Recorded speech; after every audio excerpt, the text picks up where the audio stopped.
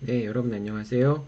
제3주 쟁점 정리 시작하도록 하겠습니다. 이번 주는 주로 대리에 관한 내용들을 살펴볼 텐데요.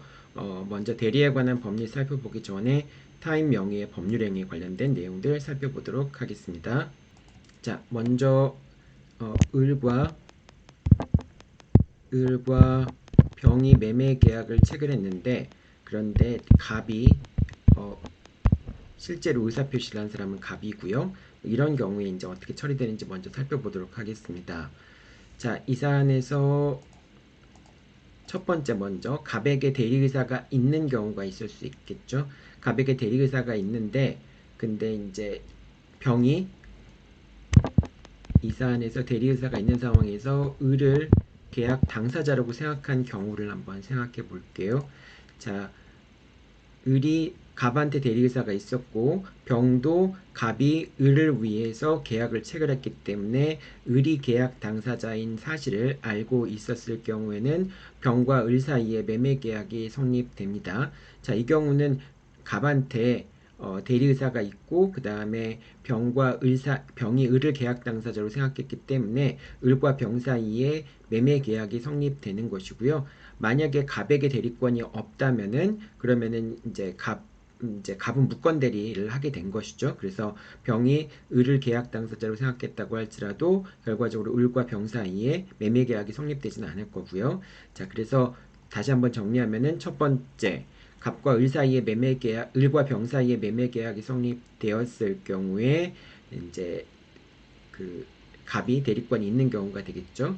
이제 대리의사를 표시했고 병도 을로 생각한 경우에 이런 경우에는 비록 갑이 을처럼 행동했다고 할지라도 대리에 관한 법리가 그대로 적용이 돼서 을과 병 사이에 매매 계약이 성립됩니다. 다만 이 경우에 갑이 전달받은 매매 대금을 착복을 했거나 그렇다면은 대리권 남용에 관한 부분이 문제될 수 있겠죠. 그래서 병이 알았거나 알 수 있었다고 한다면은 그러면은 이제 그 대리행위가 을과 병 사이의 매매 계약이 이제 대리권 남용으로 인해서 무효가 될 수도 있겠죠.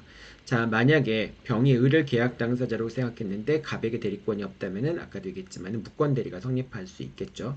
자, 두 번째 경우 병이 실제로 갑이 을의 이름으로 행동을 했지만은 병이 갑을 계약 당사자로 생각하는 경우도 있을 수 있겠죠. 즉 명의자가 누군지는 중요하지 않고 병이 갑이라는 사람을 계약 당사자로 생각했을 경우에는 그런 경우에는 병과 갑 사이에 계약이 성립될 수 있습니다.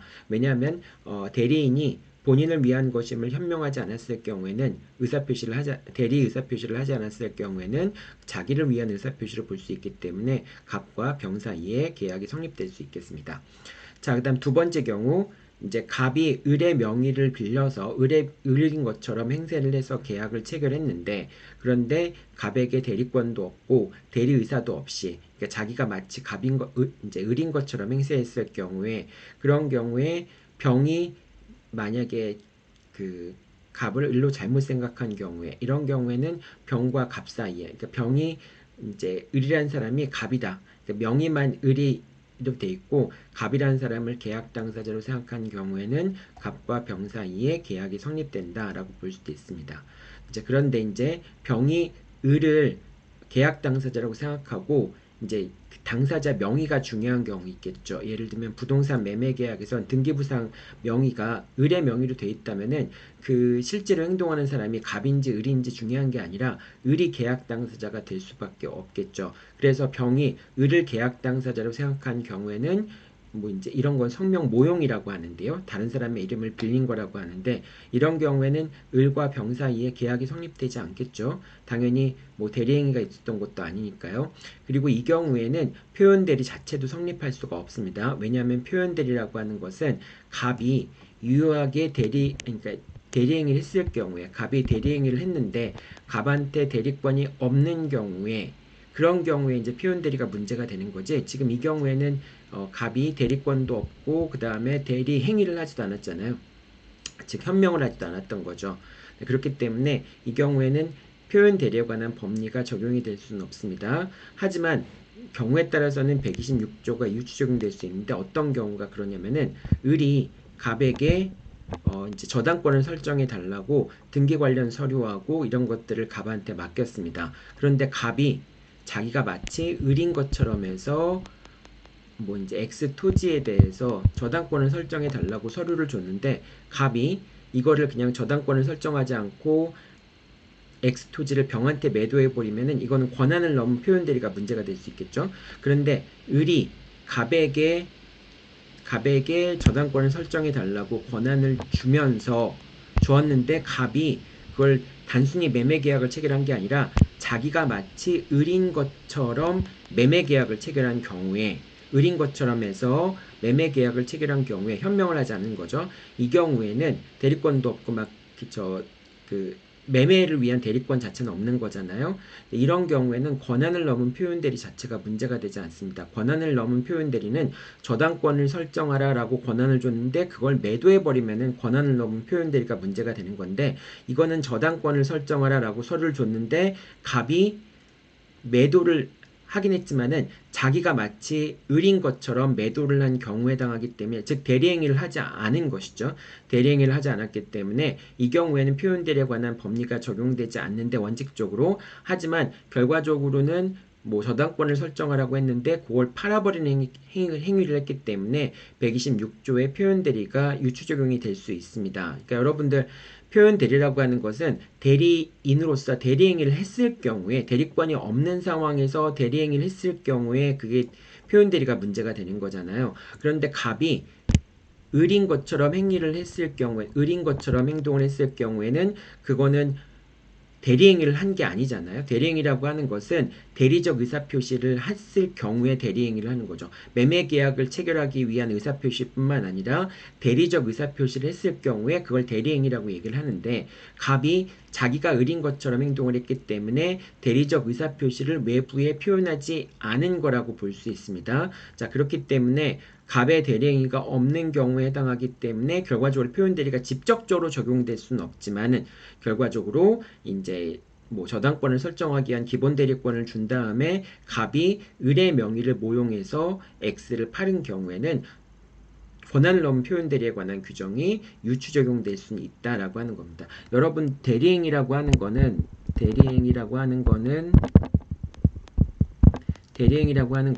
대리적 의사표시를 했을 경우에 대리행위가 들어갑니다. 그러니까 보통은 일반적인 의사표시 같은 경우에는 표의자를 표시하지 않더라도 그것이 내가 의사표시를 한다라고 하는 게 되지만은, 행위라고 하는 것은, 대리적 의사표시라고 하는 것은 나를 위해서 의사표시를 하는 것이 아니라 대리적 의사표시, 즉 나를 위해서 의사표시를 하는 것이 아니라 본인을 위해서 의사표시를 한다라고 하는 대리적 의사표시를 해야지만 그게 대리행위에 해당하는 것이죠. 그런데 갑이 을인 것처럼 행세를 해서 계약을 체결한 경우에는 이건 대리적 의사표시를 하지 않은 것이기 때문에 대리행위가 없었던 것이죠. 자, 그렇게 이제 구분하기 바랍니다. 여러분들 요거 이제 앞에 부분에서 이제 첫 번째 경우 병과 을 사이의 계약이 성립하는 경우, 여기서는 당사자가 을과 병 사이의 계약이 성립되는 걸로, 즉 대리적 의사표시를 하지는 않았지만은, 그렇지만은 갑도 대리적 의사가 있었고 내심에 병도 갑이 을을 위해서 행위하는 것이다 라고 하는 것을 병도 알았다면은, 그럼 비록 표시가 안 됐지만 당사자의 진위가 일치한 거잖아요. 그래서 그 법률 효과는 을과 병 사이에 발생하는 건데, 여기서는 지금 아까도 이제 얘기했지만은 요 이제 갑이 을인 것처럼 행동해서 계약을 체결한 경우에는 대리적 의사표시를 한 것이 아니기 때문에 표현대리에 관한 규정도 원칙적으로는 적용될 수 없고, 다만 126조가 유추 적용될 수 있다라는 정도로만 여러분들이 생각하면 될 것 같습니다. 자, 이 판결 3번 판결 한번 여러분들 볼게요. 3번 판결 같은 경우는 여기 있습니다. 갑과 을은 A에게 근저당권 설정 계약을 체결하도록, 이제 을은 갑에게, 이제 본인이죠, 을이 갑에게 A와 근저당권 설정 계약을 체결하도록 대리권을 수여한 겁니다. 그러니까 여기서는 지금 을이 본인이고 A와 근저당권 설정 계약을 체결하도록 했는데, 그런데 이제 갑이 대리인으로서 행동을 하는 거죠. 자, 이런 상황에서 뭐 대리권을 수여하기 위해서 주민등록증, 인감증명서 그다음에 인감도장, 등기 필증 등을 보관하도록 했습니다. 그런데 갑이 을의 명의를 모용해서 자기가 마치 갑이 이제 을인 것처럼, 그래서 갑이 몰래 을의 명의를 모용해서 몰래 모용한 건 아니고 어쨌든 자기가 을인 것처럼 행동을 해서 병과 저당권 설정 계약을 체결한 겁니다. 자, 이때 병은 을을 거래의 당사자로 생각한 겁니다. 병은 을을 거래의 당사자로 생각한 거죠. 자, 이랬을 경우에 계약의 당사자는 당연히 병이 을을 계약의 당사자로 생각했으니까 을과 병 사이의 계약이 성립될 텐데, 자, 이 경우에는 갑이 자신이 을인 것처럼 행동했기 때문에 대리행위를 한 게 아니잖아요. 그렇기 때문에 이 경우에는 표현 대리에 관한 법리가 적용이 될 수가 없습니다. 그래서 여기를 한번 좀 여러분들 보세요. 자, 민법 126조의 표현 대리는 본인을 위한다는 의사를 명시 혹은 묵시적으로 표시하거나 대리 의사를 가지고 권한 외의 행위를 하는 경우에 성립하고, 사수를 써서 위와 같은 대리 행위를 표시하지 아니하고 단지 본인의 성명을 모용하여 자기가 마치 본인인 것처럼 기망하여 본인 명의로 직접 법률 행위를 한 경우에는 특별한 사정이 없는 한 126조의 표현 대리는 성립할 수 없다라고 돼 있죠. 당연히 그렇게 되겠죠. 왜냐하면 대리행위를 한 것 자체가 아니니까.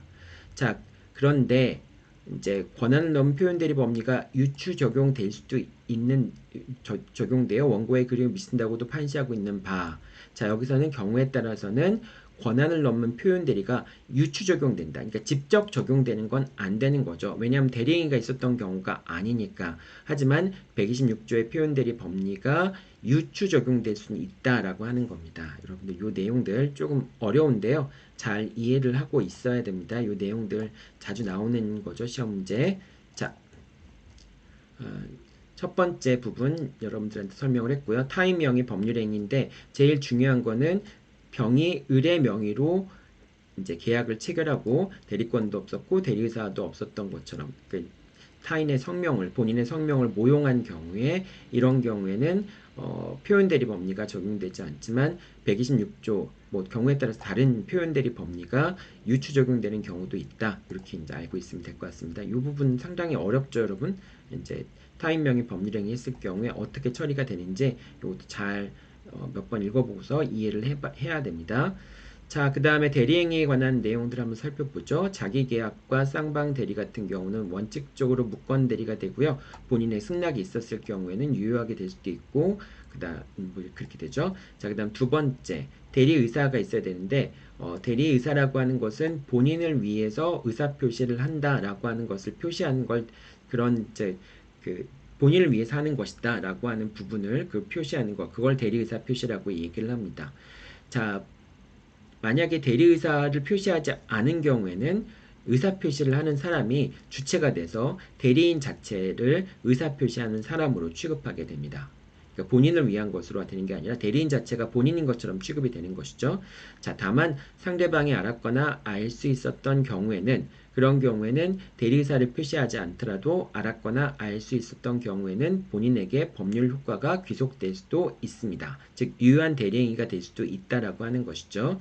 자, 그 다음에 이제 그 대리 부분에서는 본인을 기준으로 판단하는 것과 대리인을 기준으로 판단하는 사항을 잘 구분해야 됩니다. 결과적으로 법률 효과는 본인한테 귀속이 되는데, 그러니까 이제 계약을 체결하게 되면은 이제 갑이 있고 을이 있고, 만약에 이제 병이 대리인이라고 한다면은 여기서 대리행위 같은 경우에는 의사표시를 하는 사람은 병밖에 없습니다. 대리인만 의사표시를 하죠. 병이 을한테 의사표시를 하고, 다만 그 의사표시에 따라서 계약관계가 발생을 하게 되면은 권리와 의무는 갑한테 귀속이 되는 것이죠. 자, 그렇기 때문에 법률행위의 행위 자체, 의사표시 자체와 그 다음에 그 효과의 귀속 주체가 달라지기 때문에 계약 관계에서 당사자를 중심으로 판단해야 될 상황들 중에서 어떤 것들은 본인을 기준으로 판단을 해야 되고 어떤 것은 대리인을 기준으로 판단해야 되는지 여부를 결정을 해줘야 되겠죠. 자, 먼저 본인을 기준으로 판단하는 사항 같은 경우에는 요 불공정 법률행위 같은 경우에 궁박은 본인을 기준으로 판단하고요. 경솔이나 무경험은 대리인을 기준으로 판단하게 됩니다. 왜냐하면 직접 의사표시를 하는 사람은 대리인이기 때문에 경솔이나 무경험 같은 것은 대리인을 기준으로 하는 거죠. 자, 그 다음에 그 대리인을 기준으로 판단하는 사항도 이제 같이 이어서 이것도 이제 여기 밑에 분류할 수 있겠네요. 자, 대리인을 기준으로 판단하는 사항 같은 경우에 대리인의 상대방에 대한 사기 강박은 본인의 사기 강박과 동일하게 취급이 됩니다. 따라서 본인이 알았는지 여부와 상관없이 상대방은 취소를 할 수 있습니다. 자, 그리고 제3자가 대리인을 사기 강박한 경우, 이런 경우에는 제3자가 본인을 사기 강박한 경우와 동일하게 취급이 됩니다. 자, 그렇기 때문에 상대방이 이제 그 제3자가 본인을 이제 사기 강박한 경우에는 상대방이 제3자의 사기 강박을 알았거나 알 수 있었던 경우에만 취소가 가능하죠. 그런데 대리 같은 경우에는 이제 본인과 동일하게 취급되기 때문에 대리인이 기망을 했다라고 하는 경우에는 본인이 알았는지 여부와 상관없이 상대방은 계약을 취소할 수 있게 됩니다.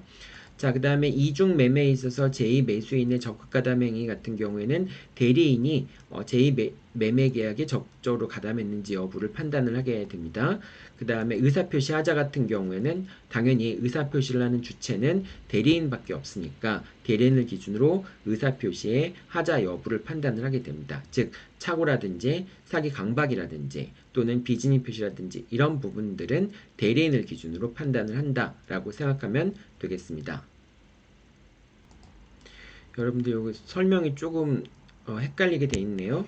이제 여기 경솔이나 무경험 대리인을 기준으로 판단하고 여기서 요 1번 동그라미 1번하고 2번 같은 경우에는 사기 강박에 있어서 어떤 거는 본인과 동일하게 취급되고 어떤 거는 본인과 다르게 취급되는 경우에 대한 설명이죠. 이 부분은 사기 강박의 경우에 대리인과 본인 중에 어떤 걸 기준으로 판단해야 되는가라고 하는 부분에 대한 설명이라고 보면 되겠습니다. 자, 그 다음에 대리권의 범위 부분들 살펴보도록 하죠.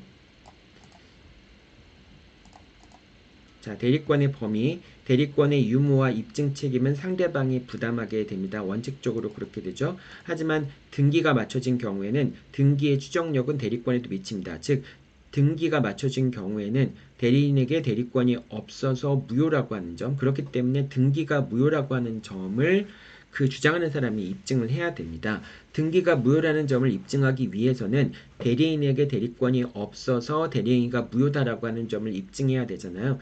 그렇기 때문에 결과적으로 등기가 무효다라고 주장하는 사람이 대리권이 없어서 그 대리행위 자체가 무효다라고 하는 점까지 증명해야지만, 그것까지 입증해야지만 그래야지만 등기에 말소를 청구할 수 있게 되거든요.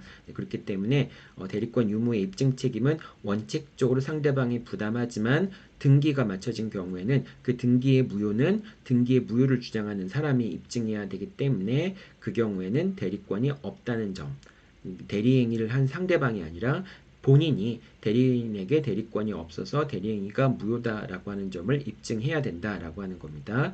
자, 그 다음 두 번째, 대리권의 범위가 정해지지 않은 경우에는 보존행위는 가능하고요. 그 다음에 뭐 권리나 물건의 성질이 변하지 않는 범위 내에서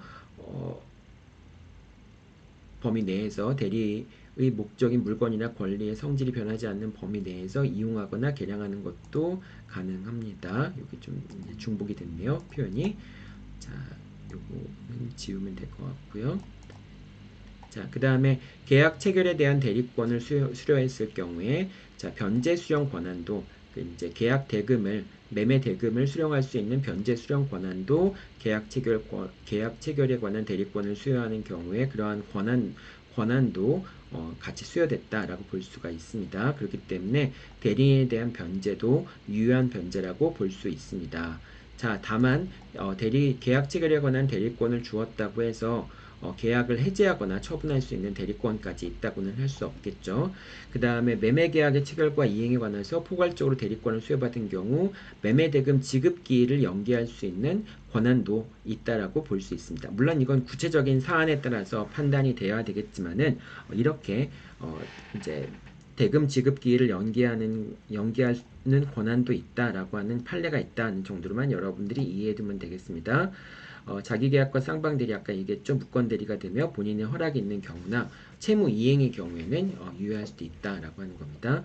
자, 그 다음에 대리권 소멸의 사유는 본인의 사망, 대리인의 사망이나 성년 후견 개시, 파산 이렇게 되죠. 본인의 사망 같은 경우는 대리권이 소멸하지만은 본인의 성년 후견 개시 뭐 이런 것에 의해서는 대리권이 바로 소멸되는 건 아니죠. 자, 임의 대리 같은 경우에는 법률 원인 행위의 종료, 예를 들면은 고용계약에 기초해서 대리권이 수여되었는데 고용계약이 종료한다든지 뭐 이런 경우에는 임의 대리도 종료하게 됩니다. 그리고 수권행위를 철회하는 경우에도 역시 대리권이 종료하게 되겠죠. 자, 그 다음에 이제 대리권 남용인데요. 대리권 남용이라고 하는 거는 적법한 유효한 대리권이 있었고 적법한 대리 행위를 했는데 그 대리 행위를 통해서 그 한 이유가 대리인 본인이나 뭐 제3자의 이익을 위해서 대리인이 대리 행위를 한 것이죠. 네, 그렇게 했을 경우에 대리의 취지에는 맞지 않는 거죠. 그렇게 했을 경우에 적법한 대리이긴 하지만 그랬을 경우에 그런 대리인 본인의 이익을 위한 본인이나 제3자의 이익을 위해서 대리 행위를 한다는 점을 상대방이 알았거나 알 수 있었다고 한다면은 107조를 유추 적용해서 이런 경우에는 대리 행위가 무효가 된다라고 하는 겁니다. 자, 여러분들이 꼭 기억해 둬야 될 것은 대리권 남용은 본인이 주장하는 것이고요. 표현 대리는 상대방이 주장하는 겁니다. 즉 이렇게 이제 원칙적으로 봤을 때 갑과 을 사이에 매매 계약이 있을 때 계약이 체결되었다, 계약이 유효하다, 유효하게 체결되었다라고 하는 점은 을이 주장해야 되는 거잖아요. 그러니까 원칙적으로 을이 대리권이 있다라고 하는 점을 주장을 해야 됩니다. 대리권이 있음을 입증을 해야 되는 것이 되겠죠. 물론 이제 소유권 이전 등기가 있게 되면은 갑이 대리권이 없다라고 하는 점을 입증을 해야 되지만은 근데 어쨌든 원칙적으로는 을이 이제 소유권 이전 등기의 경우가 아니라고 한다면은 을이 대리권이 있다라고 하는 점을 입증을 해야 됩니다. 만약에 을이 대리권이 있다라고 하는 점을 입증을 했을 때 그랬을 때 대리권이 있다라고 하는 점이 입증이 되었을 때 갑은 이제 대리권 남용을 주장할 수 있습니다. 즉 대리인이 대리권이 있어서 대리행위를 한 것을 인정하더라도 그렇더라도 대리인이 본인이나 제3자의 이익을 위해서 대리행위를 했기 때문에 대리권을 남용한 것이고 그거를 을이 알았거나 알 수 있었던 경우에는 대리행위가 무효다라고 주장하는 게 이제 대리권 남용의 주장이 되겠죠. 따라서 대리권 남용은 본인이 주장하는 겁니다. 상대방이 대리권이 있다라고 하는 점을 입증했을 때 그럴 때 이제 대리권 남용이라는 것이 성립이 되고요. 만약에 대리권이 없다라고 하는 점이 입증이 됐다.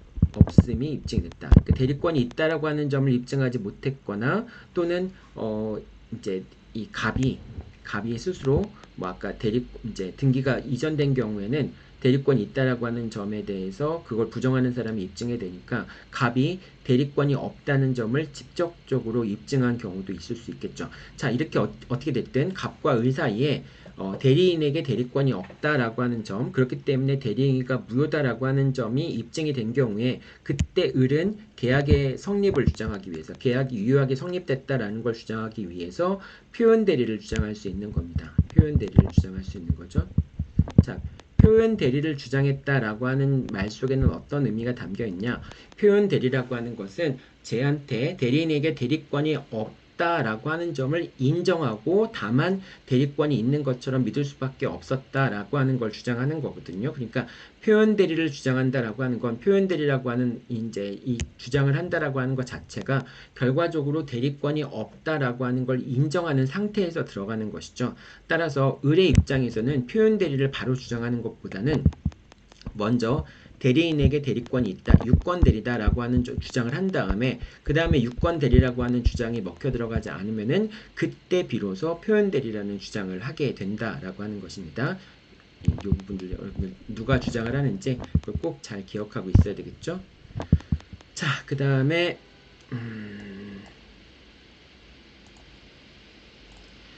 마지막 하나만 더 이제 여러분들 기억해 둬야 될 텐데요. 이게 이제 금년에 변호사 시험에 나오기도 한 내용이고요. 상대방이 표현 대리를 주장하여 대리인가 효력을 발생하는 경우에, 즉 표현 대리가 성립하게 되면은 대리권이 없더라도 대리행위를 한 것처럼 유효한 대리행위가 성립된 것처럼 같은 결과가 발생을 하잖아요. 자, 그런 경우에는 다시 본인이 그러니까 상대방이 표현대리를 주장하는 것에 대해서 표현대리 주장이 인정이 되었다라고 할 때는 본인이 대리권 남용을 주장해서 표현대리에서 대리행위가 유효하게 된 것을 다시 뒤집을 수가 있게 된다라고 하는 겁니다. 그러니까 이 부분은 여러분들 금년에 어쨌든 변호사 시험에 나온 건데 일문의 사에서 나오긴 했는데 이 내용들도 잘 알고 있어야 되겠죠. 그래서 결과적으로 갑이 이제 갑과 을 사이에 대리인이 대리행위를 했는데 대리행위가 없다, 대리권이 없다라고 하는 점이 입증이 되어서 대리행위가 무효가 됐는데, 자, 그런데 을이 다시 표현 대리를 주장해서 대리권이 없지만은 대리권이 있다라고 믿을 수 있는 상황이라고 하는 표현 대리를 주장해서 뭐 125조든 126조든 129조든 뭐 그런 표현 대리가 성립했다는 걸 주장을 해서 대리권이 없기 때문에 무효인 대리행위를 다시 유효한 것으로 만든 다음에 그랬을 경우에 갑이 그러면은 뭐 이제 표현 대리가 성립한다고 한다면은 병이 대리권을 남용하였고 그거를 을이 알았거나 알 수 있지 않았느냐라는 이유로 갑이 표현 대리의 대리권 남용의 성립을 주장할 수 있다라고 하는 겁니다. 결과적으로 그렇게 되면은 갑과 을 사이의 계약의 효력이 무효가 돼서 더 이상 대리행위의 효력이 발생하지 않겠죠. 자, 따라서 대리권이 없다는 걸 입증해서 대리행위가 무효가 되었는데 상대방이 표현 대리를 입증해서 다시 대리행위가 유효하게 되었는데 또 이 경우에는 본인이 대리권 남용을 주장해서 또 그 대리행위의 효력을 부정하는 이렇게 이제 왔다 갔다 거리는 공방이 이루어지는 그런 경우들이 있을 수 있겠죠. 여러분들 그 내용도 기억해 두고요.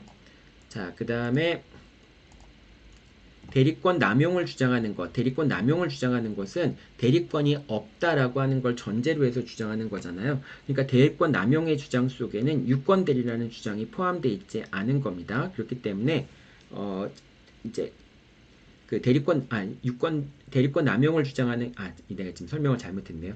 대리권 남용을 주장한다는 얘기는 유효한 대리권이 있는데 그 대리권을 남용했다라고 하는 것을 의미하기 때문에 대리권 남용을 주장하는 것 자체는 대리권이 있다라고 하는 것을 전제로 설명을 하는 겁니다. 그러니까 원칙적으로 대리권이 없다는 주장을 먼저 한 다음에 그 다음에 그래도 대리권이 있다라고 만약에 인정이 된다면은 그럼 대리권 남용을 주장하겠다라고 하는 것이죠. 그 순서를 여러분 잘 이제 판단을 해야 됩니다. 자, 그래서 밑에 나온 것처럼 대리인에게 대리권이 없다는 무권 대리를 주장한 다음에 이 무권 대리 주장이 받아들여지지 않는 경우에 즉 이제 대리권이 있기 때문에 대리인가 유효하다라고 하는 점이 입증된 경우에 그때 비로소 무권 대리의 주장 이제 이제 대리권 남용을 주장해서 그 대리행위의 효력을 부정할 수 있게 되겠죠.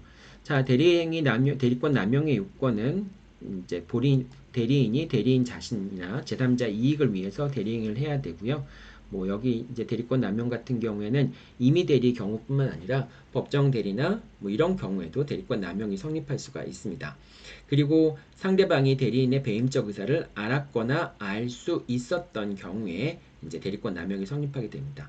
자, 대리권 남용이 성립하게 되면 대리행위가 무효로 되고요. 자, 대리행위가 무효로 되더라도 107조 비진리 표시 같은 경우에는 이런 경우에는 이제 제3자의 권리를 해할 수 없잖아요. 그렇기 때문에 제3자에게 대리행위의 무효를 주장할 수 없다. 선의의 제3자에 대해서는 비록 그 대리권 남용으로 인해서 대리행위가 무효가 됐더라도 그 무효의 효과를 선의의 제3자한테 주장할 수 없다라고 하는 점입니다. 자, 그리고 무권대리 부분인데요. 자, 무권대리 같은 경우에는 무권대리인이 본인을 상속한 경우에는 무권대리의 무효를 주장하는 것은 신의 측에 반한다라고 하는 것이고요. 자, 본인이 무권대리인을 상속한 경우에는 이제 본인이 무권대리인을 상속했는데 그거는 뭐 무권대리를 한 것 자체를 본인이 상속했다고 해서 그대로 이제 유효를 인정해야 될 필요는 없는 거죠. 그렇기 때문에 본인이 무권 대리인을 상속한 경우에는 무권 대리 행위에 무효를 주장하는 것은 가능한데, 자, 그로 인해서 무권 대리인이 책임을 지게 될 텐데 그 책임도 상속하게 되는 경우는 발생할 수 있다라고 생각하면 되고요. 자, 그 다음에 무권 대리의 경우에 대리권을 증명하지 못하거나 무권 대리에 대해서 본인의 추인을 얻지 못하면은 그러면은 상대방은 대리인에게 계약의 이행이나 손해배상을 청구할 수 있습니다. 자, 이 경우에 무권 대리인의 책임은 무과실 책임에 해당합니다. 자, 그래서 이제 무권 대리행위 자체가 제3자의 기망 등에 의해서 발생한 경우라고 할지라도 무권 대리인은 상대방에 대해서 책임을 진다라고 하는 겁니다. 자, 그 다음에 무권 대리인의 추인인데요. 자, 추인이라고 하는 것은 본인이 비록 대리권을 수여하지 않았지만 사후적으로 그 대리행위가 유효한 것으로 추인한다라고 하는 것이죠. 자, 무권 대리행위의 추인은 소급표가 있습니다. 대리행위 시점부터, 즉 대리권이 없는 상태에서 이루어진 대리행위 때부터 대리행위가 유효하게 되는 것이고요. 자, 다만 이제 상대방 이제 그 추인을 할 때는 누구한테 추인을 할 수 있냐라고 하는 것인데 무권 대리인한테 추인할 수도 있고요. 자, 그 다음에 상대방에게 추인할 수도 있습니다. 자, 상대방한테 추인할 수도 있는데, 자, 근데 이 상대방 무권 대리인한테 하고 상대방한테 하지 않은 경우, 그러니까 무권 대리인한테 추인할 수도 있는데 상대방한테 하지 않았을 경우에는 추인의 의사 표시를 하였다는 점을 주장할 수 없다라고 하는 겁니다. 그러니까 추인이 있었더라도 그것이 무권 대리인한테만 있었고 본인의 상대방에 대해서는 추인의 의사 표시가 이루어지지 않았다면은 그 상대방은 그 추인의 의사 표시가 자기한테 이루어지기 전까지는 무권 대리행위이기 때문에 처리할 수 있다라고 하는 걸 주장 가능하다라고 하는 겁니다. 자, 그 다음에 무권 대리로 인한 권리 또는 법률 관계의 승계인에 대해서도, 즉 무권 대리인이나 상대방에 대해서 추인을 할 수도 있지만은 그 무권 대리행위에 의해서 발생한 권리, 뭐 예를 들면 매매 계약에 의해서 상대방한테 부동산을 팔았는데 그 부동산을 다시 또 제3자가 샀을 경우에, 그런 경우에는 그 무권 대리행위를 추인한다라고 하는 의사표시를 꼭 매수인한테만 할 필요는 없고 전득자에게 무권 대리행위에 대한 추인을 주장할 수도 있다라고 하는 겁니다. 자, 다만 이제 무권 대리인의 추인의 효과는 제3자의 권리를 침해할 수 없습니다. 그래서 뭐 이제 그 제3자의 권리를 이제 침해할 수 없다라고 하는 점. 그러니까 무권 대리인에 의해서 채권 양도가 있었는데 그런데 그걸 본인이 추인했을 경우에 그때 채권 양도의 효력이 이제 추인에 의해서 그 채권 양도가 유효하게 되잖아요. 근데 그것에 의해서 제3자의 권리를 침해할 수는 없다라고 하는 그 문제도 여러분들 잘 기억해 두세요. 그러니까 시험 문제 나오는 거니까요. 자, 그 다음에 이제 표현 대리 부분 살펴보도록 하겠습니다. 표현 대리라고 하는 것은 대리권이 없는 경우에 상대방이 주장하는 것이고요. 사자 같은 경우는 사자라고 하는 건 의사표시를 전달하는 것이기 때문에 별도로 의사표시를 하는 것이 아니죠. 그렇기 때문에 표현 대리에 관한 규정이 적용되지 않습니다. 원칙적으로. 표현 대리에 관한 규정은 대리행위를 했을 경우, 즉 대리적 의사표시를 했을 경우에 이제 그런 경우에 대리권이 없이 그런 의사표시를 했을 경우에 표현 대리에 관한 법리가 적용될 수 있는데 사자 같은 경우는 의사표시를 하는 것이 아니기 때문에 의사표시는 본인이 하는 것이고 그 본인의 의사표시를 사자가 전달하는 것에 불과하기 때문에 원칙적으로 표현 대리가 적용되지 않지만 그래도 사실상 뭐 의사표시와 뭐 외형적으로는 비슷한 면이 있기 때문에 표현 대리에 관한 규정이 유추 적용될 수 있습니다.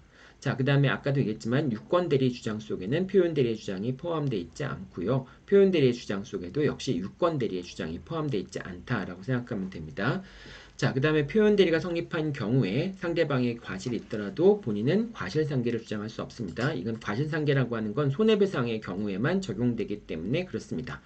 자, 표현 대리는 세 가지 형태가 있죠. 대리권 수여 표시에 의한 표현 대리가 있고요. 권한을 넘은 표현 대리가 있고, 그 다음에 대리권 소멸 후에 이제 표현 대리가 있습니다. 자, 대리권 수여 표시 같은 경우에는 대리권 수여함을 표시한 경우, 뭐 예를 들면 제3자에 대해서 이 사람이 대리권을 갖고 있으니까 이 사람이랑 계약을 체결하면 된다라고 상대방한테 미리 표시한 경우, 뭐 그런 경우가 될 수 있겠죠. 또는 대리인에게 직접적으로 대리권을 수여하진 않았지만은 위임장을 작성해 준 경우, 뭐 그런 경우라고 한다면은 대리권 수여 표시에 표현 대리가 성립할 수 있습니다.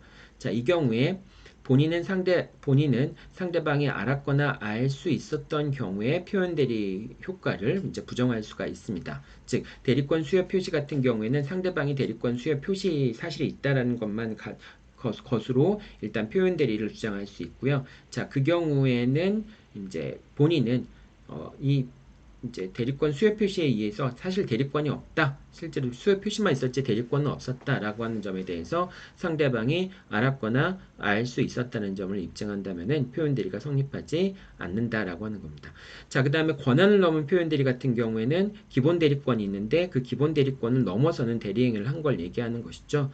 자, 대리권이 있다고 이제 그 기본 대리권을 넘어서는 대리권이 있다라고 믿었던 것만에 의해서 표현 대리가 성립되는 건 아니고요. 그 기본 대리권을 넘어서는 대리권이 있다라고 믿은 것에 대한 정당한 이유가 있어야지만 126조의 표현 대리가 성립할 수 있다라고 하는 겁니다. 그리고 기본 대리권이라고 하는 거는 이제 기본 대리권이 있어야지만 그걸 넘어서는 대리권을 행사한 경우에 표현 대리가 성립되는 거니까 자, 기본 대리권 같은 경우에 관련해서 복대리인 선임권이 없는 대리인이 복대리인을 선임한 경우에 복대리인의 대리행위에 대해서도 권한을 넘은 표현 대리가 성립할 수 있다. 자, 대리권이 없는데 뭐 이제 기본적으로 대리권만 주고 복대리인 선임권을 주지 않았는데 그 복대리인 선임행위를 했을 경우에 이런 거는 대리권 자체를 기본 대리권으로 해서 그 복대리인을 선임하는 것도 권한을 넘은 표현 대리에 해당할 수 있다라고 하는 겁니다. 복대리인의 대리행위에 대해서도 그 권한을 넘은 표현 대리가 성립할 수 있다라고 하는 겁니다. 자, 9번 판결 한번 볼까요? 9번 판결 보면요. 자, 복대리인인데요. 자, 이들은 무권대리인과 소의 1사가 소의 1, 소의 4가 결정한 의사를 서명 대행의 방식으로 원고에게 표시하여 그 의사를 완성한 사자 내지는 소의 1과 소의 사이에서 선임된 피고들의 복대리인에 해당한다. 즉, 이제 사자 또는 피고들의 복대리인에 해당한다라고 할 것이고, 자, 이러한 경우에 상대방인 원고, 이제 그 상대방인 원고, 그러니까 대리행위 상대방으로 되겠죠. 복대리행위 상대방이 원고가 대리권을 가진 대리인으로 믿었고 그렇게 믿는데 정당한 이유가 있었던 때에는 복대리인 선임권이 없는 대리인에 의해서 선임된 대리인의 권한도 기본 대리권이 될 수 있을 뿐만 아니라 위 원심 공동피고 2 등이 사자라고 하더라도 이 사건 대리행위의 주체가 되는 대리인인 위 소의 1과 4가 별도로 있어 그들에게 본인들인 피고로부터 기본 대리권이 수여된 이상 민법 126조를 적용함에 있어 기본 대리권 행결에 문제는 생기지 않는다. 그러니까 복대리인으로서 대리권을 준 것 자체도 그것도 기본 대리권이 될 수도 있다. 그래서 그걸 넘어서는 행위를 했을 경우에는 126조의 표현 대리가 적용이 될 수도 있다라고 하는 거죠. 자, 9번 판결 여러분들 다시 한번 읽어보기 바라고요. 자, 그 다음에 이 권한을 넘은 표현 대리를 성립할 수 있다라고 얘기를 했고요. 그 다음에 니은번입니다. 법정 대리권이나 일상가사 대리권, 즉 부부 사이에서는 일상가사 대리권이 있는 거죠. 이것도 기본 대리권이 될 수 있습니다. 그래서 그걸 넘어서는 행위를 한 경우에도 일상가사 대리권을 기본 대리권으로 해서 표현 대리의 성립을 주장할 수 있습니다. 주장할 수 있다는 것이지 당연히 일상가사 대리권의 범위에 포함된다라고 하는 정당한 이유가 있는지 포함된다고 믿는 거에 정당한 이유가 있는 경우에만 권한을 넘은 표현 대리가 성립할 수 있겠죠. 자, 정당한 사유, 정당한 이유가 있어야 된다라고 얘기를 했는데요. 그 정당한 이유라고 하는 것은 대리행위 시점을 기준으로 판단을 하게 되고요. 그 다음에 대리행위가 권한을 넘은 대리행위를 했을 경우에 그 권한이 있다라고 믿을 수밖에 없는 정당한 사유가 있다라고 하는 점은 대리행위의 표현 대리를 주장하는 상대방이 입증을 해야 된다라고 하는 겁니다. 자, 대리권 소멸 후에 표현 대리 같은 경우에는 대리권이 소멸된 다음에 그 다음에 이제 그 대리권이 여전히 소멸되지 않은 것처럼 대리행위를 한 경우에 표현 대리가 성립될 수 있겠죠. 자, 여기서 여러분들이 기억해둬야 될 것은 상대방이 선의 무과실을 입증해야 된다. 즉 대리권이 소멸했다는 사실을 알았거나 과실로 알았거나 또는 알았거나 알 수 있었다라고 하는 점. 이제 나는 알 수도 없었고 내가 알지도 못했다라고 하는 점 자체, 선의 무과실이라고 하는 점은 그거는 상대방이 입증해야 된다라고 하는 걸로 여러분들이 기억하고 있으면 되겠습니다. 자, 그 다음에 이제 그 기본 대리권 이제 129조의 표현 대리가 성립되는 경우에 즉 어떤 저당권을 설정해 달라라고 하는 대리권을 수여했는데 그 대리권이 소멸했을 경우에 그 129조의 표현 대리가 성립한다면은 저당권을 설정해 달라라고 하는 대리권을 위임했음에도 불구하고 대리인이 부동산을 매각해 버렸다라고 하면은 처음에 이제 그 저당권을 설정하는 것보다 설정하는 대리권만 줬는데 그걸 팔아버리게 되면은 권한을 넘은 표현 대리가 성립하잖아요. 그런데 그 권한을 넘은 표현 대리도 성립할 수 있지만은 저당권을 설정하라 해달라라고 대리권을 수여했는데 그 저당권 설정을 위한 대리권이 기간이 지나서 종료된 경우에 그때 대리권 소멸 후에 표현 대리가 성립한 경우에는 그 저당권 설정이라고 하는 대리권이 이미 소멸됐지만은 그 대리권을 표현대가 성립된 경우에는 기본 대리권으로 삼아서 매매라고 하는 더 권한을 넘은 그런 대리행위를 한 것 자체도 표현대리가 성립할 수 있다. 즉 129조의 표현대리와 126조의 표현대리가 동시에 두 개가 적용이 돼서 이제 그 표현대리가 성립할 수도 있다라고 하는 겁니다. 자, 그 다음에 법정 대리인이 소멸한 경우에도 129조의 표현 대리가 성립될 수 있고요.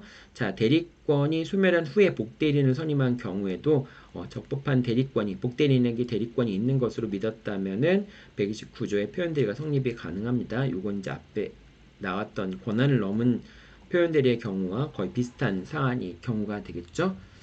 자, 이렇게 대리에 관련된 내용들을 쭉 설명을 했었는데요. 이게 사실 설명은 이렇게 됐지만은 구체적인 사실관계에 들어가게 되면 상당히 내용이 어렵습니다. 그래서 여러분들 이 뒤에 나와 있는 판결 내용들을 한번 쭉 보면서 어떤 경우에 이게 문제가 될 수 있겠구나. 누가 어떤 걸 입증해야 되겠구나. 누가 이제 항변 사유를 주장할 수 있겠구나. 라는 부분들을 여러분들이 살펴보면서 조금 문제가 어떤 방식으로 나올지 머릿속에 그려봐야지만 시험 문제를 풀어도 문제를 답을 쓸 수 있을 것 같습니다. 그래서 이 대리 부분은 시험에 뭐 당연히 단골처럼 나오는 부분이니까 여러분이 이참에 잘 정리하기 바랍니다. 네, 수고했습니다.